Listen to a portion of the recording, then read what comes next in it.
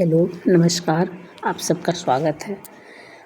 आज मैं बताने जा रही हूँ भगवान शिव के रुद्र रूप अवतारों और अर्धनारीश्वर स्वरूप का सनातन धर्म में अत्यंत महत्वपूर्ण और गहरा आध्यात्मिक स्थान है। इन रूपों के माध्यम से शिव जी की प्रचंड शक्ति, करुणा, लोक कल्याण और ब्रह्मांड की संपूर्णता के दर्शन होते हैं। रुद्र शब्द का अर्थ है जो दुखों को दूर करता है या जो रोने वाले दुखी को प्रसन्न करता है। यह शिव का सबसे पहला प्रचंड अग्नि स्वरूप है। वेदों और पुराणों, विशेषकर शिव पुराण और रुद्राष्टध्यायी के अनुसार जब सृष्टि के आरंभ में ब्रह्मा जी को एक बालक की आवश्यकता थी, तब उनके ललाट मस्तक से भगवान रुद्र प्रकट हुए। मस्तक रुद्र रूप ब्रह्मांड के विनाश, संहार, परिवर्तन और शक्ति का प्रतीक है। यह रूप बताता है कि पुराने और नकारात्मक तत्वों का अंत ही नए निर्माण का मार्ग प्रशस्त करता है। शिव के 11 रुद्र रूप जैसे महेश्वर, शंभु, ईशान आदि प्रसिद्ध हैं। हेलो, नमस्ते दोस्तों, नमस्ते भाई बहन। आप सबका स्वागत है हमारे चैनल पर। प्लीज़ चैनल को लाइक और सब्सक्राइब और शेयर ज़रूर करिएगा। भगवान शिव समय समय पर भक्तों की रक्षा, धर्म की स्थापना और ज्ञान के प्रसार के लिए विभिन्न अवतार लेते रहे हैं। उनके कुछ प्रमुख निम्नलिखित अवतार के बारे में मैं आपको थोड़ा संक्षिप्त जानकारी देना चाहती हूँ। इन्हें शिव जी का सबसे महान और तेजस्वी अवतार माना जाता है। हनुमान अवतार, जिन्होंने रामायण में प्रभु श्री राम की सेवा के लिए वानर रूप में जन्म लिया था। वीरभद्र अवतार, जब दक्ष प्रजापति के यज्ञ में माता सती ने योगाग्नि में अपने प्राण त्याग दिए, तब शिव जी के क्रोध से वीरभद्र प्रकट हुए और उन्होंने यज्ञ को विध्वंस कर दिया। अस्थामा, महाभारत काल में द्रोणाचार्य के पुत्र के रूप में अस्थामा शिव काल का यम क्रोध से मिले जुले अंश से उत्पन्न माना जाता है। दत्तात्रेय और गुरु गोरखनाथ, ज्ञान और योग मार्ग के प्रसार के लिए शिव ने दत्तात्रेय और नाथ परंपरा के गुरु गोरखनाथ के रूप में भी अवतार लिया। अर्धनारीश्वर स्वरूप, अर्थ और स्वरूप।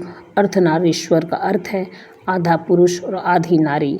इस रूप में शिव जी का दाहिना आधा भाग भगवान शिव पुरुष और बायां आधा भाग माता सती की प्रकृति का है।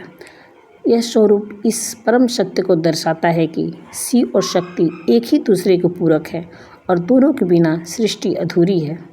यह रूप पुरुष चेतना और प्रकृति ऊर्जा के अद्वैत संबंध को समझाता है। इसके माध्यम से यह संदेश मिलता है कि समाज और ब्रह्मांड में स्त्री और पुरुष दोनों की शक्तियाँ समान रूप से महत्वपूर्ण और शक्ति संपन्न हैं।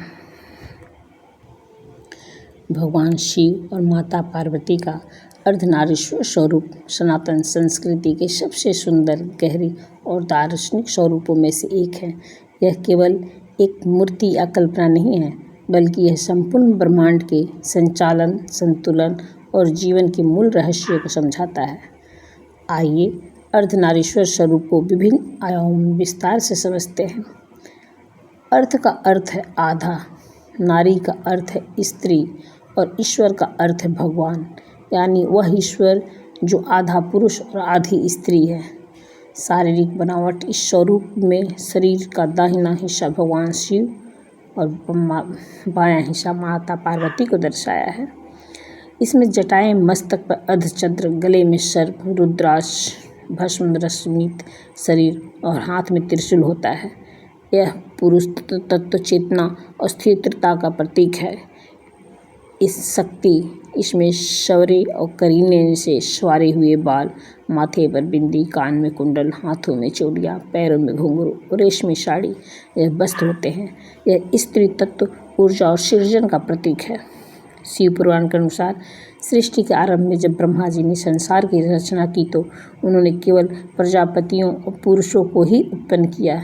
इससे आगे की प्रजा या जीवों का विस्तार सृष्टि चक्र रुक गया, क्योंकि उस समय तक स्त्री शक्ति का सहयोग नहीं था। ब्रह्मा जी बहुत चिंतित हुए और उन्होंने भगवान शिव की तपस्या की। उनकी तपस्या से प्रसन्न होकर शिव जी अर्धनारीश्वर के रूप में प्रकट हुए। शिव जी ने अपने शरीर से स्त्री भाग शक्ति को अलग किया, जिससे ब्रह्मांड में स्त्री और पुरुष दोनों ऊर्जाओं का संतुलन बना। इसके बाद स्त्री पुरुष मिलन होने वाला संतान उत्पत्ति आरंभ हुआ। यह रूप हमें जीवन के कई गहरे दार्शनिक पाठ पढ़ाता है। शिव और शक्ति अदेता हिंदू दर्शन के अनुसार शिव और शक्ति एक ही सिक्के के दो पहलू हैं। शिव के बिना शक्ति निष्क्रिय है और शक्ति के बिना शिव समान है।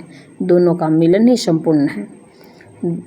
दाहिना भाग पुरुष यानी शुद्ध चेतना आत्मा का प्रतिनिधित्व करता है, जो परिवर्तनशील नहीं है। बायां भाग प्रकृति यानी ऊर्जा गतिशीलता सृजन का प्रतिनिधित्व करता है। ब्रह्मांड का हर कण इन दोनों के मेल से चलता है। यह स्वरूप पुरुष और स्त्री की समानता का सबसे बड़ा प्रमाण है। यह सिखाता है कि समाज, परिवार और जीवन में दोनों का महत्व बिल्कुल बराबर का है। कोई भी एक दूसरे के से श्रेष्ठ या हीन नहीं है। आध्यात्मिक स्तर पर अर्धनारीश्वर स्वरूप हमारे भीतर के संतुलन को भी दर्शाता है। हर मनुष्य के भीतर शिव, तर्क, स्थिरता, शांति और शक्ति भावना, ऊर्जा दोनों गुण मौजूद होते हैं। एक संतुलन और पूर्ण व्यक्तित्व है तो जो अपने भीतर के पुरुष और स्त्री दोनों के पक्षों को अर्थात तर्क और भावना दोनों को सम्मान और अवसर देते हैं। अर्धनारीश्वर का यह रूप हमें यह याद दिलाता है कि विविधता में एकता और द्वैत में अद्वितीय ही इस सृष्टि का परम सत्य है।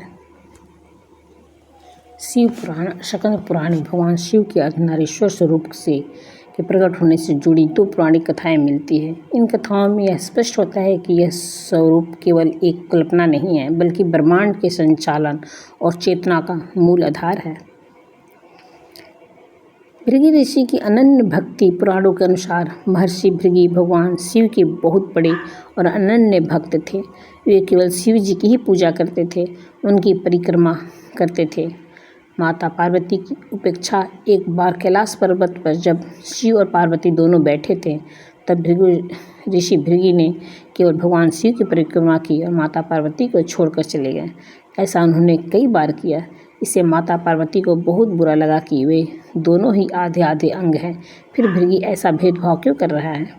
माता को क्रोध और परीक्षा। माता पार्वती ने शिव जी से कहा, स्वामी, यह हमारा अपमान है। तब शिव जी ने लीला रचते हुए अपने शरीर को स्थिर कर लिया। जब भृगु ऋषि अगली बार केवल शिव जी की परिक्रमा करने आए तो माता पार्वती भी शिव जी के साथ चिपक कर बैठ गई, ताकि भृगु को दोनों की परिक्रमा करनी पड़े।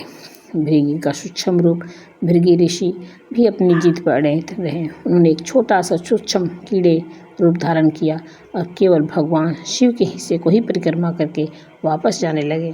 यह देखकर माता पार्वती को बहुत क्रोध आया और उन्होंने भृगु ऋषि को श्राप दे दिया, जाओ, तुम्हारे शरीर का सारा मांस और रक्त समाप्त हो जाए, तुम्हारे पास केवल एक हड्डियाँ बचेगी।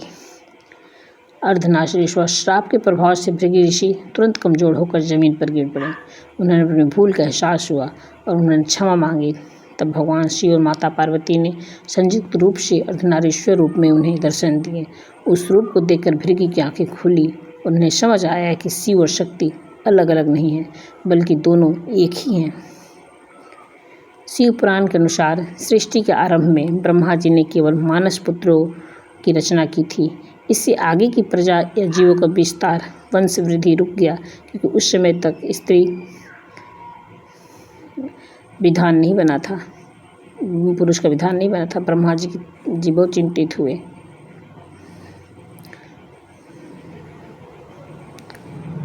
शिव का अर्धनारीश्वर रूप प्रकट हुआ। तब ब्रह्मा जी ने भगवान शिव को प्रसन्न करने के लिए कठोर तपस्या की।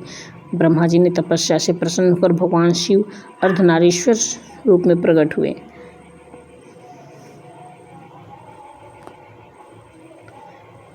यह कथाएं हमें सिखाती है कि जीवन, प्रकृति और ब्रह्मांड में शिव, पुरुष, चेतना और शक्ति, स्त्री, ऊर्जा दोनों का समन्वय ही सब कुछ है। इनमें से किसी एक के बिना भी जीवन की कल्पना नहीं की जा सकती है।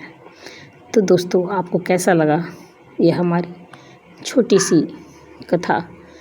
अगर आपको पसंद आए तो आप प्लीज़ चैनल को लाइक और सब्सक्राइब करिएगा, शेयर करिएगा वीडियो को, और हमें अपना आशीर्वाद और प्यार दीजिए। नमस्कार। हर हर महादेव। जय महाकाल।